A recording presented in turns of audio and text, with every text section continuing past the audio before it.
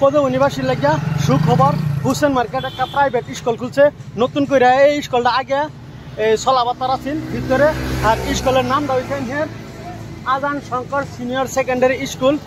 আর এটা মানে বানাইছে 2025 থেকে এনেই আরম্ভ হয়েছে, ক্লাস বুধে আরম্ভ হয়েছে।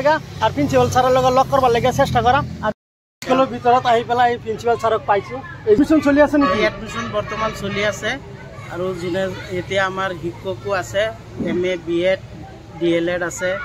আৰু প্ৰায়বিলাক শিক্ষয়িত্ৰী আমাৰ অভিজ্ঞ, আৰু যোনে যোনে এডমিশ্যন দিব বুলি ভাবি আছে অনতি পলমে মানে বিহুৰ আগলৈকে আমাৰ এডমিশ্যন চলি থাকিব।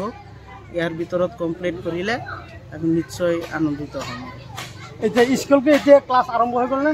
স্কুল চলি আছে ক্লাছ। তো অলপ দেখাই দিওঁ ৰাইজক। দেখাই দিওঁ। বাহিৰৰ পৰা দেখোন সৰুৱে, ভিতৰত দেখোন বহুত ডাঙৰ স্কুল, বহুত ধুনীয়া। নতুনকৈ ইয়াত বনাইছে, হ'লেও বহুত ধুনীয়া লাগিছে। ছাৰ ল'ৰা ছোৱালী দেখোন বহুত হৈ গ'ল, বৰ্তমান 300 ক্ৰছ হৈ গ'ল। এতিয়া যদি কোনোবাই এডমিশ্যন ল'ব বিচাৰি ল'ব পাৰিবনে? পাৰিব নে? আৰু বেলেগ স্কুলৰ পৰা যদি আহে কিবা ফেচিলিটি আছে নেকি? এডমিশ্যনত অলপ মাৰ্চি কৰা হ'ব, মান্থলিটো যিটো আছে সেইটো দিবই লাগিব। আৰু আমাৰ এটা বিয়া সুবিধা আছে, চিকিউৰিটিৰ ব্যৱস্থা আছে, ৰাস্তা বনাই নিয়া পাৰ কৰিবৰ কাৰণে।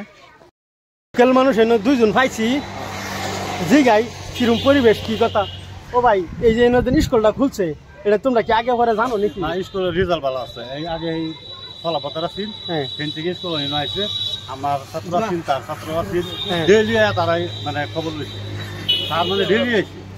ও যদি বেলে কেউ স্কুলে নিশ্চিন্তা দিতে পারে, কোনো ধরনের চিন্তা নাই, কোনো চিন্তা নাই না।